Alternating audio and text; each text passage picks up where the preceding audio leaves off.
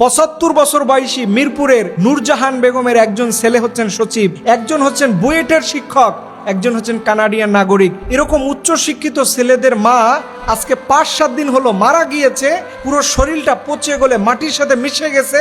এরপরেও সন্তানরা একটা দিন তার খোঁজ খবর নেয় নাই। দেখেন কি আফসোসের বিষয়, কোরবানি গেল মাত্র ১ সপ্তাহ হয় নাই, তাহলে বোঝা যায় যে এত উচ্চ শিক্ষিত সন্তানগুলো কোরবানিতে তার মাকে এক টুকরো গোস্ত পর্যন্ত খাওয়ানোর ব্যবস্থা করে নেই। আমি গভর্নমেন্টকে অনুরোধ জানাবো, এই মানুষরূপী হায়নাদের মুখগুলো উন্মোচিত করে দেন, ওরা যেন মুখোশের আড়াল পরে মানুষের সামনে আর না ঘুরতে পারে। এই সচিব এবং এই বুয়েটের শিক্ষক এরা দেশের কোনো কল্যাণে কাজ করতে পারবে না।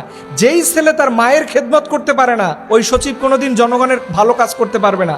ওই বুয়েটের শিক্ষক ভালো শিক্ষক হতে পারে না, এটাই বাস্তব। এবং এই ভিডিওটা আমি যখন দেখছি আমার কলিজা ফেটে গেছে যে আহারে, একজন ৭৫ বছর বয়সী বৃদ্ধ মানুষ, তার রুমটা মনে হয় যে পৃথিবীর সবচাইতে নিকৃষ্ট ডাস্টবিনের চাইতেও খারাপ। আপনি বলেন এরকম জঘন্য বাসা, জঘন্য রুম আপনি কখনো রাস্তায় যে মানুষগুলো পড়ে থাকে ওদের কাছেও এত জঘন্য হয় না, এর চাইতেও কিছু পরিষ্কার পরিচ্ছন্ন থাকে। এর জন্য আমি উচ্চশিক্ষিত মা বোনদের বলবো, সব টাকা ছেলে মেয়েদের পিছনে খরচ করবেন না, এবং ছেলে মেয়েদের এমন বড় বানাবেন না যেই ছেলে কোরআন পড়তে পারে না। আজকে আপনি একটু দেখেন, কোন রিক্সাওয়ালার মা এরকম ঘটনা আপনি দেখছেন? কোন আলেমের মা এরকম ঘটনা আপনি দেখছেন? আপনি যতগুলো ঘটনা পাবেন, এবং এই বৃদ্ধাশ্রম নামের যে জাহান্নাম, এখানে খোঁজ খবর নিয়ে দেখবেন, সব উচ্চ শিক্ষিত, ইংলিশ মিডিয়ামে পড়া, ও লেভেলে পড়া, হায়ার সোসাইটি থেকে বিলং করছে। আজকে তার মার এই করুণ পরিণতি, আজকে তার বাবার করুণ পরিণতি। এর জন্য সন্তানদেরকে সবার আগে কোরআন শিখাবেন, কারণ কোরআনে আল্লাহ তাআলা বলছেন, অকদা রব্বুকা আল্লা তা'বুদু ইল্লা ইয়াহু ওয়া বিল ওয়ালিদাইনি ইহসানা। আল্লাহ বলছে আমার ইবাদতটা